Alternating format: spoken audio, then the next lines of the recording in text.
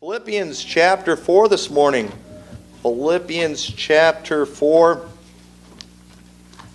I want to try to help you all this morning. Of course, we're going to be celebrating Thanksgiving this week, and thankfulness is something that unfortunately a lot of people struggle with, and I want to try to help you with this, and I think maybe to kind of help you a little bit, I want to try to play with your mind a little bit. I hope you don't mind if I try to just play with your mind a little bit, but before we talk about being thankful and how blessed we are, I want us to just take a look at just reality and what it's like in our country right now. And right now in the United States, there's quite a few people that are struggling financially with poverty. And here's some statistics about poverty. And according to these statistics, this is someone who makes less than $18,550 for a family of 3, $24,230 for a family of 4. And there are 46.7 million people in the United States that are under that. 14.8% of the U.S. African American poverty rate is 26.2%. 10.8 billion people. Hispanic poverty rate 23.6%. It's 13 million. White poverty rate is 10%.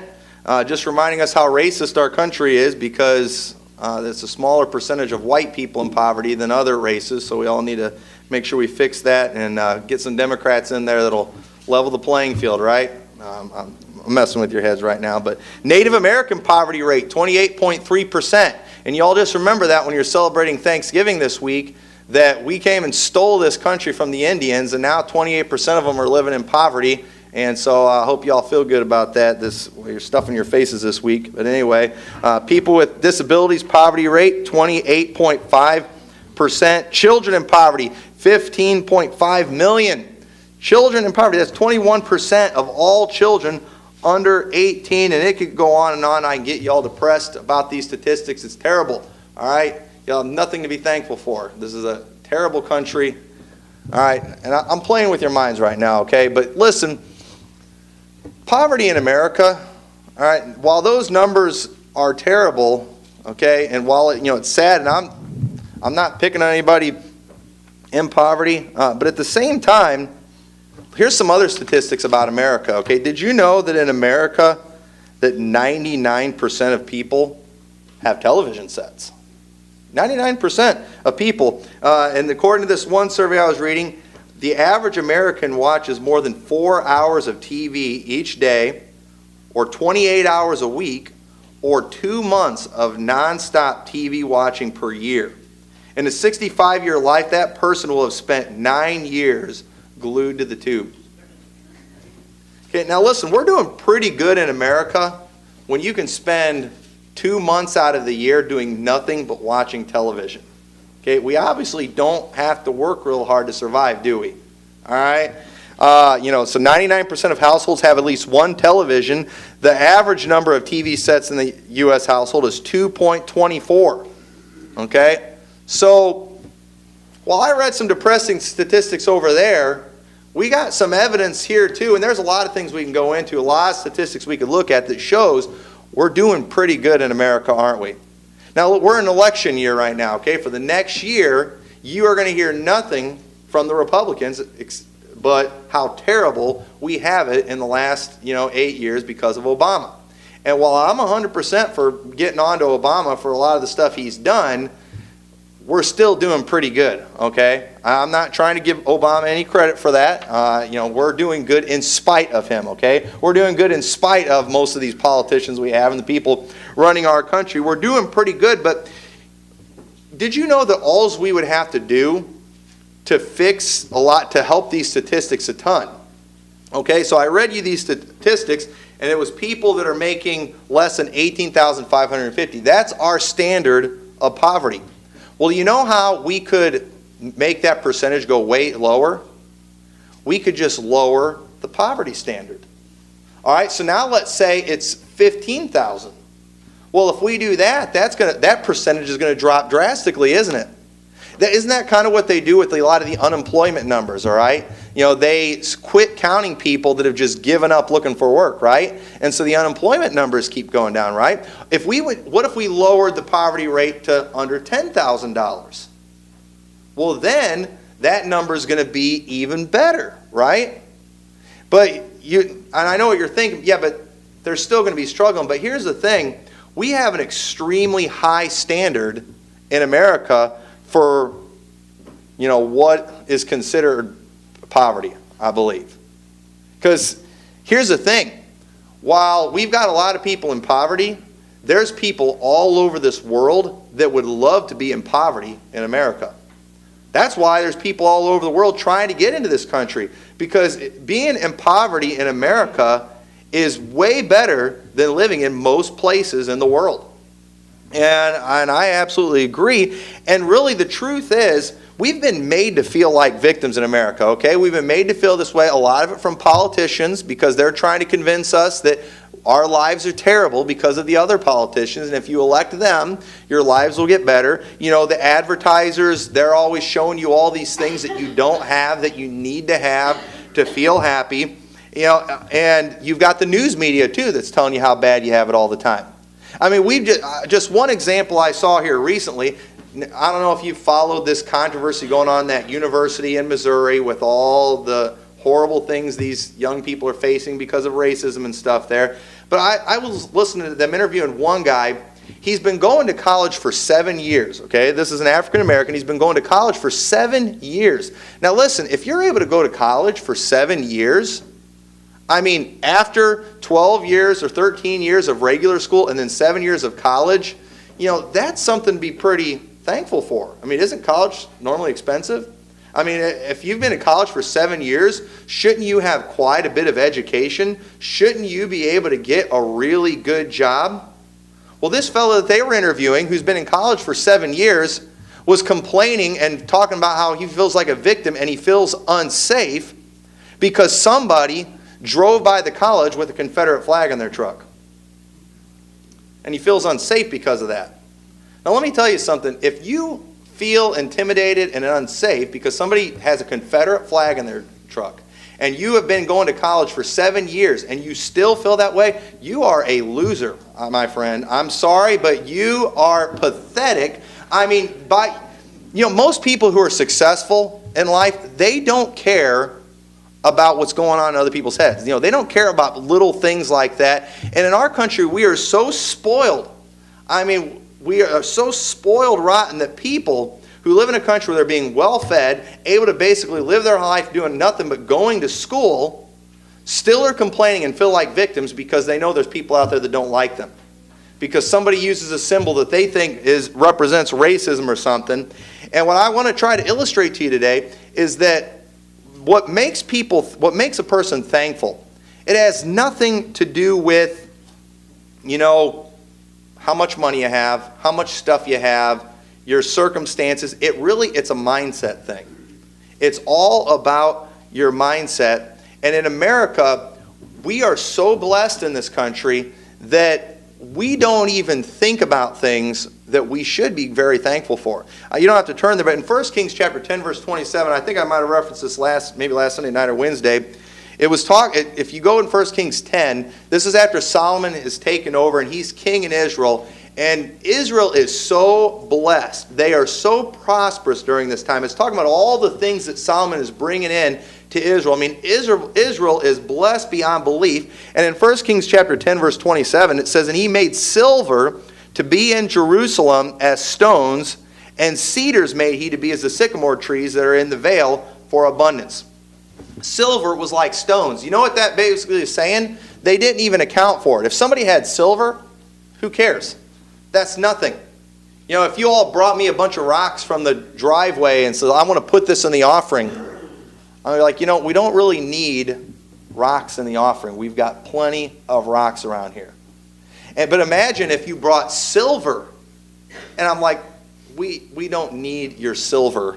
We've got plenty of that. Can you imagine being that prosperous that we didn't even care about your silver? I mean, we can't even imagine that today. But you know what? In our country today, some of the things that we have, we don't even account for them. If you have a home with heat, that's nothing.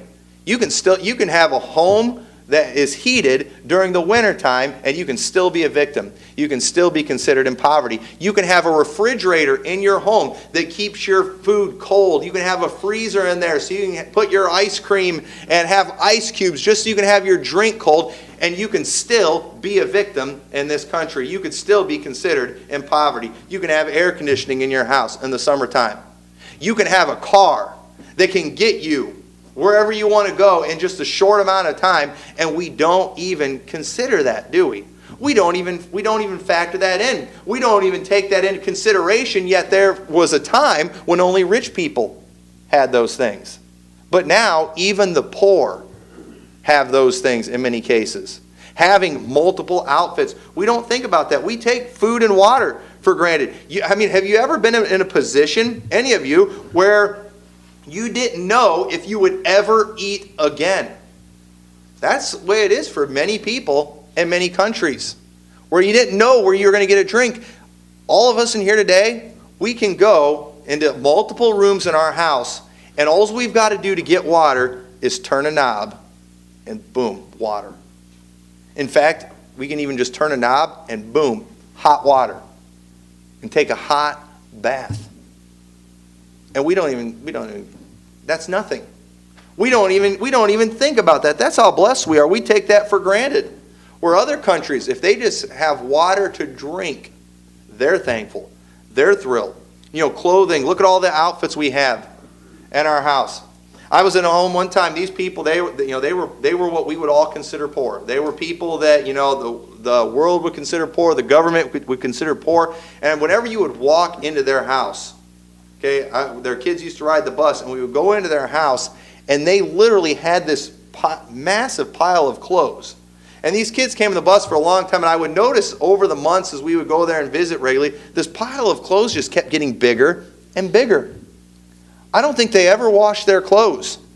And I think they just kept getting new clothes. You should have seen the pile of clothes in this house. It was crazy how much clothes they had, but yet they were considered poor. But in many countries, if you just have clothes to wear, you feel blessed. You're thankful. And we don't even think about it. Just piles of them, and it's nothing. Shelter. When was the last time we almost died from a natural disaster? How many, we all look like we survived the big snowstorm pretty good, didn't we? You know why? Because we had warm houses. We stayed in our house. We kept warm. A lot of us, we were able to put our vehicles inside, have our vehicles in shelter from the storm.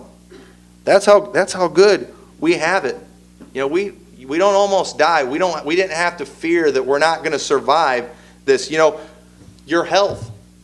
What price tag would you put on keeping you or your loved ones healthy? You know how many people now have different physical problems that make rich people that would give every dollar that they have just to be healthy? Maybe just to be able to see. They would give everything they have just to be able to walk again and just be healthy and not be in pain. But we don't even think about that, do we? We don't even factor that in. When was the last time somebody was trying to kill you? When was the last time you had to fear for your life? When was the last time you got shot at? Most of us have never been shot at. Most of us, we're not worried about that all yet. In some parts of the country, in some parts of our state, you got to worry about that, don't you? Chicago, talking about Chicago. You do. Because it's that wicked, but we don't have to worry about that. So I know what you're all thinking. I'm an American. I have a right to complain. And you're going to listen to Republicans all year trying to convince everybody that they're really bad off because of Obama. And let me tell you, there's plenty of things we can get on to him for. But listen, they're using that, trying to get your votes. Politicians, they all got where they are by convincing people that they're victims and they're the ones that can save them. But listen, I'm not saying our country is not going downhill. I'm not saying our leaders are not getting us in a lot of trouble. But no matter what, we should be thankful in America today. And what does a person need to be content? Because I want to make y'all feel bad if y'all feel like victims and if you've been complaining. We're going into Thanksgiving right now, but what gives a person the right to complain? What gives a person the right to feel like a victim? Because I'm sure, y'all don't have to admit it to me, but I know, Y'all are Americans. Y'all probably feel like a victim in one way or the other, okay? That we are trained to feel that way. That's why the stuff's going on in Missouri at the college there. These people, they go to college, and in college today, they're teaching everybody you're victims, all right? Especially if you're not a white, conservative male. Unless you're a white conservative male, you are a victim. And it's ridiculous. But what do we need? And really, all we need to be content is the right mindset.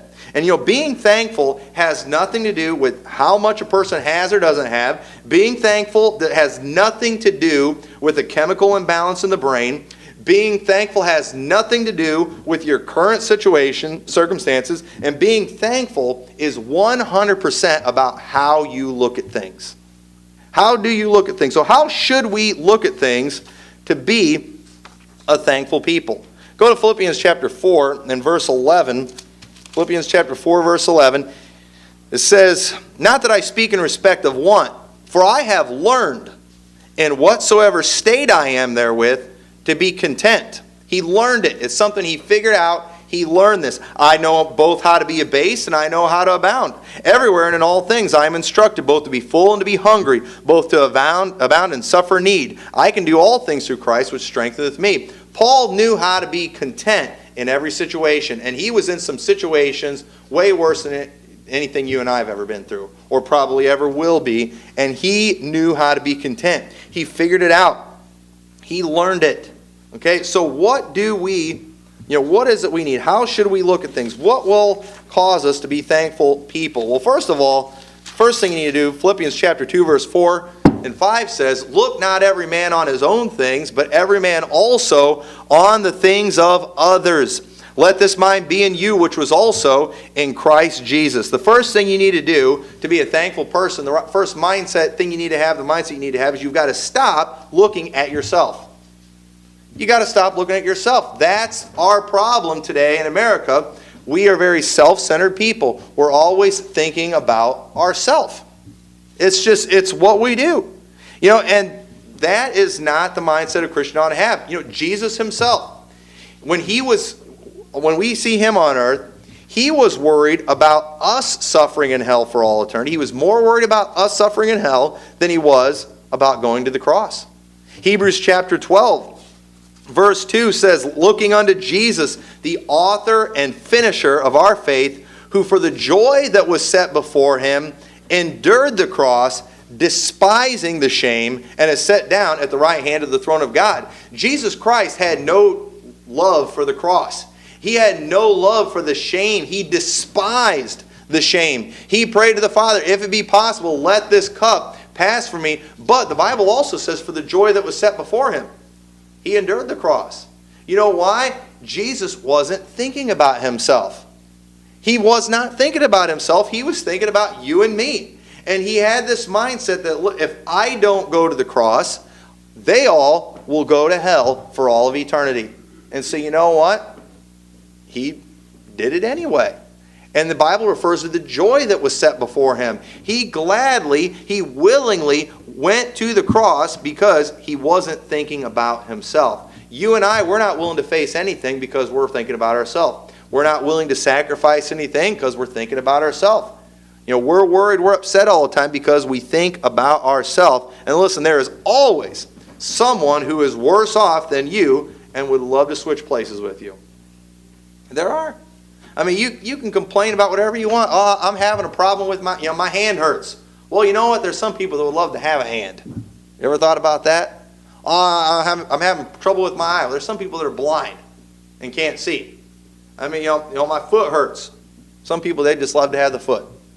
I mean, there's always somebody worse off than you. I hate to steal your, a lot of you take pleasure in feeling sorry for yourself. And I hate to steal that from you, but you know what? You need to get over it. You need to just be thankful, be content. Somebody is worse off than you, but we are so self-centered. Our world, what's this little bubble that's just we're inside of, and we don't see past that. We can't see past the nose and the end of our face, and therefore we feel sorry for ourselves. You see the television all the time that gets you to focus on yourself and the things that you don't have and the things that you should have.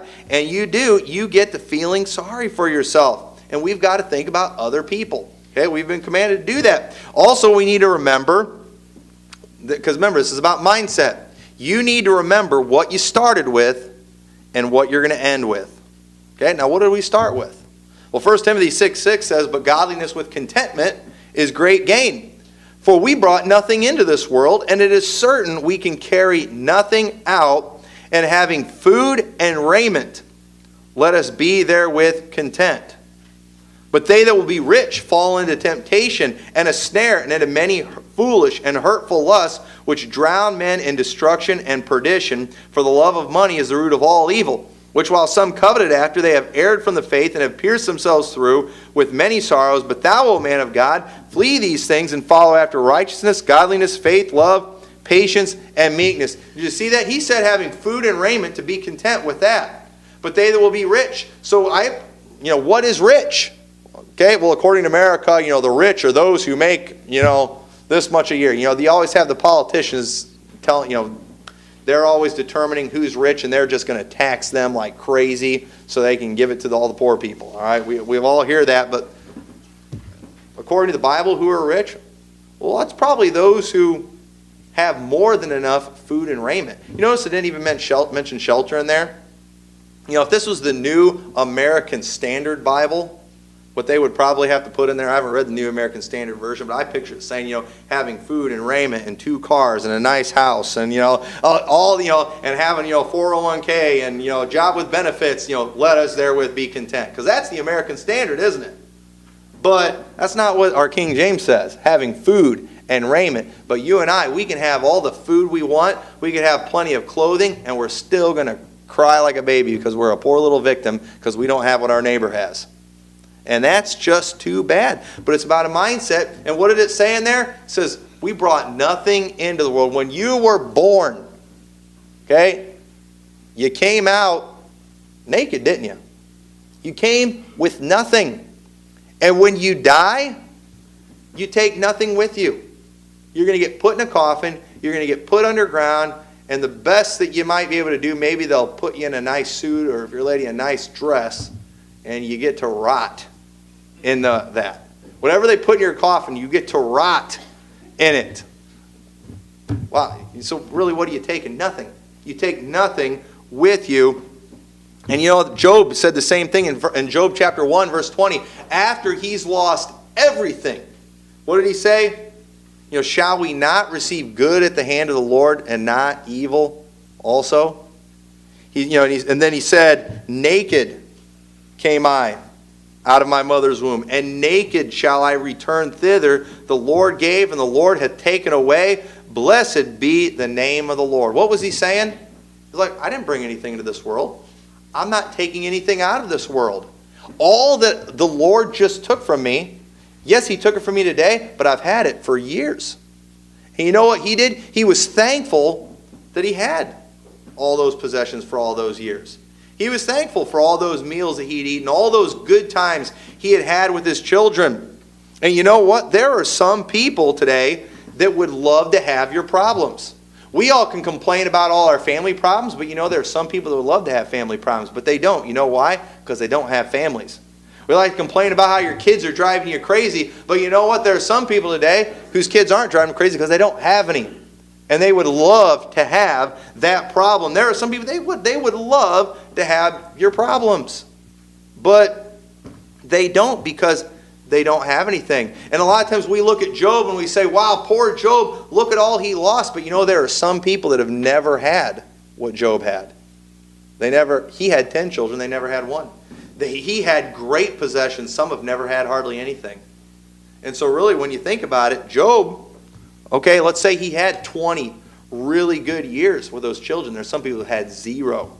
See, it's all about how you look at it, isn't it? But all we want to do is think about, look at what God took away. We don't think about, look what God gave me. It's a mindset. You've got to learn that. Job understood it. Job got it. We got to look at every day as a gift. Okay?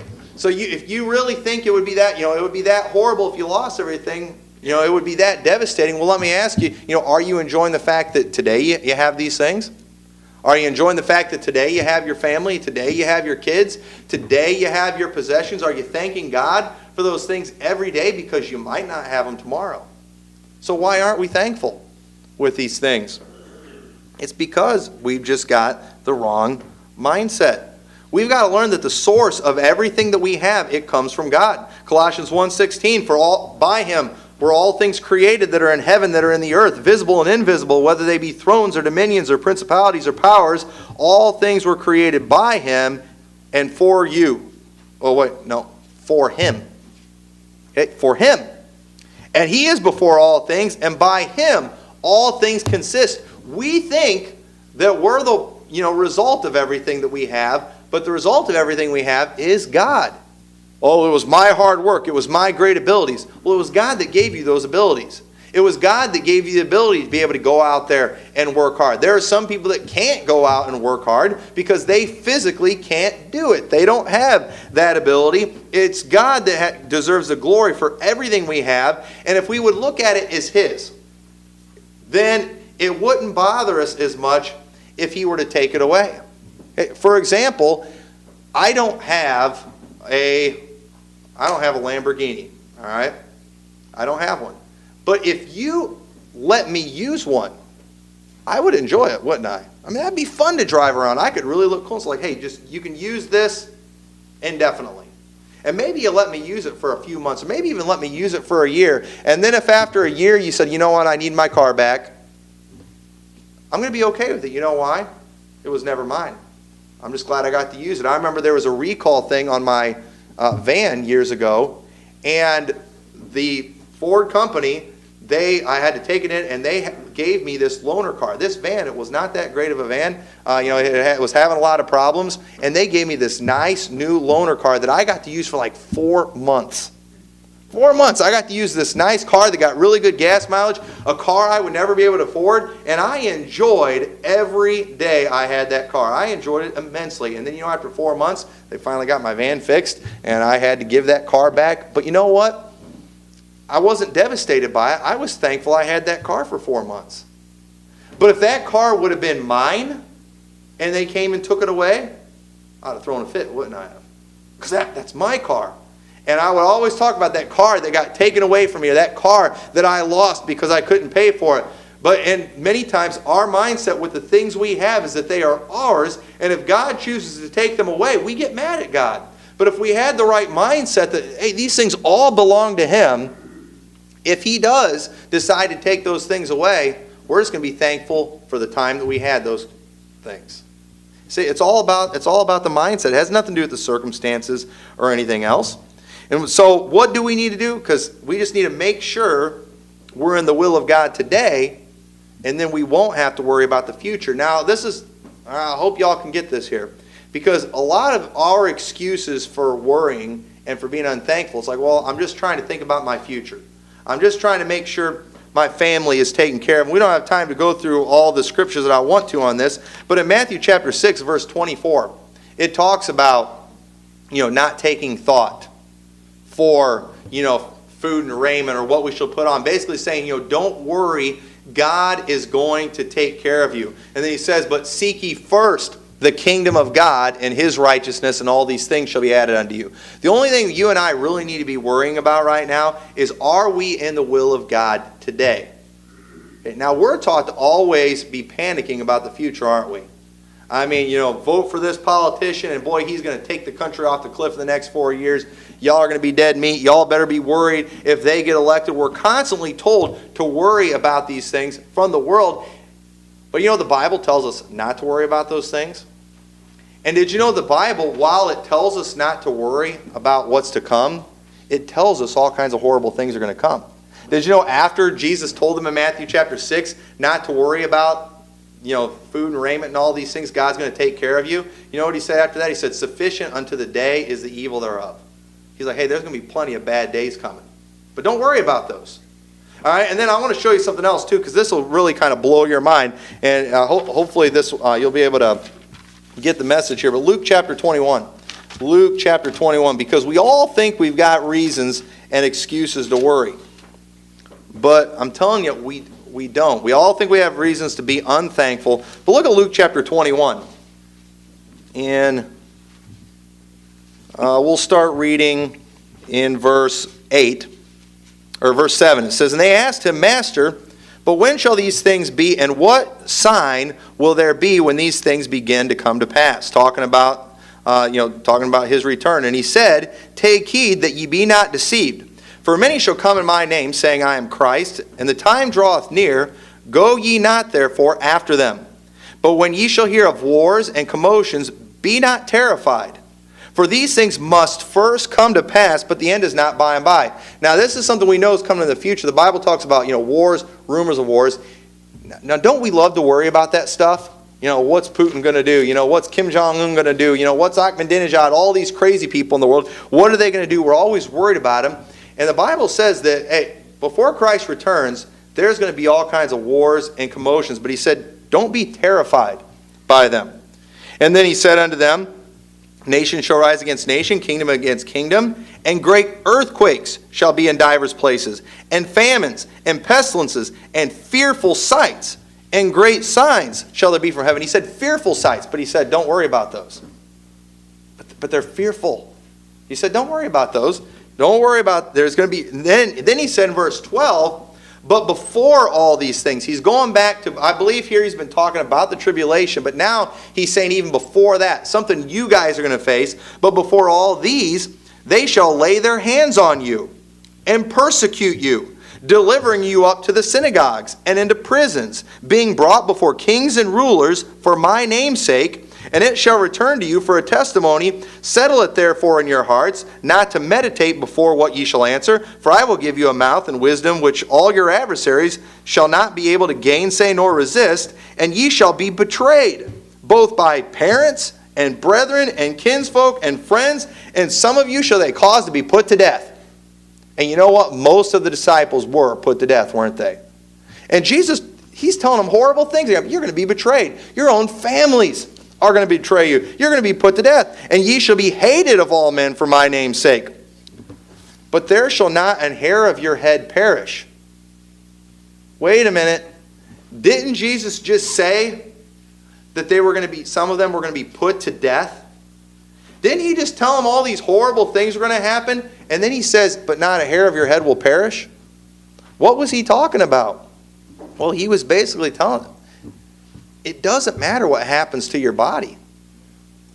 See, as Christians, we're supposed to be spiritual people, aren't we? We're supposed to be seeking the kingdom of God first. That's a spiritual thing. But yet, as Christians today, we are so earthly minded that's why we worry. That's why we're not thankful, because this world is a mess, isn't it? This world is scary. It's fearful. But as Christians, we're supposed to be above that. We shouldn't be worried about these things. What's the worst that can happen? I know this is easy to say, but what is the worst that can happen to us? We could be put to death. But where are we going to be? We're going to be in heaven. The Bible says that we overcome the Antichrist. They overcame him. How'd they overcome him? They let him put him to death, and they didn't sin. They didn't bow the knee. They didn't take the mark. And so verse 18, not a hair of your head shall perish. In your patience possess ye your souls. So he's saying that specifically is going to happen to you before all these things, and now he's back to future things. These are things we're going to see, things that we're going to face. And when ye shall see Jerusalem compassed with armies, then know that the desolation thereof is nigh. Then let them which are in Judea flee into the mountains. He's saying y'all are going to have to run. And let them which are in the midst of it depart out. And let them, not them that are in the countries, enter therein. For these be the days of vengeance, that all things which are written may be fulfilled. But woe unto them that are with child, and to them that give suck in those days. For there shall be great distress in the land, and wrath upon the people. And they shall fall by the edge of the sword, and shall be led away captive into all nations. And Jerusalem shall be trodden down of the Gentiles, until the time of the Gentiles be fulfilled. And there shall be signs in the sun, and the moon, and in the stars, and upon the earth distress of nations, with perplexity, the sea and the waves roaring, men's hearts failing them for fear, and for looking after those things which are coming on the earth, for the powers of the heavens shall be shaken. He said, men's hearts failing for fear. Things are going to be so scary that people are going to be dying of heart attacks. That literally scared to death. That's what's coming. But then it says, verse 27, and then shall they see the Son of Man coming in the cloud with power and great glory. And when these things begin to come to pass, Then look up and lift up your heads, for your redemption draweth nigh. Did you know for us as believers, Jesus just said, hey, don't worry. Don't be afraid. Don't fear. But then he tells about tribulation and horrible times. But he tells for us when we see it, man, lift up your heads. Your redemption draweth nigh. Jesus Christ, he is about to return and take you away. And it's like, wait a minute, people, they just get devastated when they think about tribulation and the things that are coming. It's like, as Christians, that we should be above that. Worth focusing on the spiritual things. But yet we worry so much because, man, if tribulation happens, they might come and take all our guns. Well, that's going to stink. But you know what? As Christians, we can still be good and happy without our guns. They can come and take our houses. They can take all of our money. They can even take our lives. And according to the Bible, we have nothing to fear. You know what the Bible says in Matthew chapter 10 and verse 28? Matthew chapter 10, verse 28. I lost my spot. But it talks about, fear not him that is able to destroy the body, but fear him that is able to destroy both soul and body in hell. We're not supposed to fear what can happen to us physically, yet what is 99% of what we worry about and cause us to be unthankful for? It's physical things, isn't it? Am I going to have enough food? Do I have enough clothes? Do I have enough stuff? Do I have enough money? Is something going to happen to me? Am I going to get sick? Am I going to die? Everything that we worry about and focus on today that causes us to not be thankful are physical, material things. And as Christians, aren't we supposed to be spiritual people? Aren't we supposed to seek first the kingdom of God? Aren't we supposed to walk by faith and not by sight? And the truth is, if your soul is secure, you have nothing to worry about. Jesus said, these things, I don't know if I was going to quote, here it is. These things have I spoken unto you, that in me ye might have peace. In me ye might have peace. That's what God wants. But then he said, in the world ye shall have tribulation. What tribulation? I don't want to go through bad times. I don't want to go through hard times. But he said, be of good cheer, I have overcome the world. See, in him, spiritually we can have peace. In the world, you're going to have tribulation. There's plenty of bad things that you could worry about. Listen, if Hillary gets elected president, I definitely fear for my flesh, okay? For most, even a lot of the Republicans, I fear for my flesh what will happen if they get elected. When it comes to ISIS, I fear for my flesh, okay? When it comes to Democrats, I fear for my possessions, all right? I do worry about what's going to happen. But here's the thing. If I am right with God, if my focus is on the right things, if my mindset is okay, spiritually, they can't touch me, can they? ISIS can't touch me spiritually. Hillary can't touch me spiritually. No Democrat in the world, no Republican in the world can tax away my heavenly treasures, can they? They can't do it.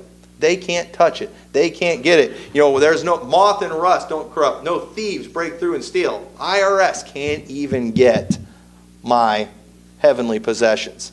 They'll probably try to tax us on it eventually, but if they do try to tax you on your heavenly possessions, they're only going to be able to take away your physical things.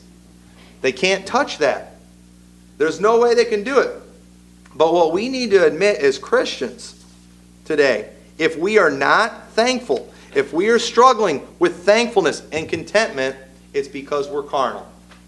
We're thinking about fleshly things. 1 John 2:15 says, love not the world, neither the things that are in the world. If any man love the world, the love of the Father is not in him. For all that is in the world, the lust of the flesh, the lust of the eyes, and the pride of life, is not of the Father, but is of the world. A lot of times we do this, and I'm not, don't take this the wrong way, but, people, they'll get to looking at all the things that they have, and just, thank God, look at how wonderful God has been to me. Look at my house. Look at my cars. Boy, God has been good. People will look at our church sometime. Oh, Brother Tommy, God has been so good to you. Look at this wonderful church building you had. Well, is God only good because of this church building? Is God just good because of the physical things we get? Because what if God didn't give us this? What if we were meeting in a cave? Is God now not good? Listen, there are some things that we have that are a product of the world. Okay? I'm not trying to take away God's glory for things, but some things, they are just of the world. Possessions, things, they're of the world. They don't matter. This place, it's going to burn one of these days. We're not going to take this place with us. Okay? It's not really anything. These things are of the world. The world passeth away, and the lust thereof, but he that doeth the will of God abideth forever. Little children, it is the last time ye have heard the Antichrist shall come. Even now are there many Antichrists, which we know that it is the last time. These things, possessions, they're going away, folks. They don't last. The things that you're all worried about trying to get, you're not going to be able to keep them. They're not going to last. You need to have the right mindset if you're going to be thankful people, if you're going to be able to enjoy Thanksgiving. There are plenty of physical things that you can complain about and feel sorry for yourself about if you have the wrong mindset. But if you have the right mindset, no matter what's going on, you understand as Christians, we're supposed to be people who walk after the Spirit, who focus on the spiritual things. And if your focus is on that, you do have nothing to worry about. That's why Paul, sitting in prison, was able to write things like, rejoice in the Lord always. And again, I say rejoice. Because that prison couldn't touch him spiritually, only physically, but he wasn't thinking about that. And I hope that'll be your mindset. So with that, let's all stand together.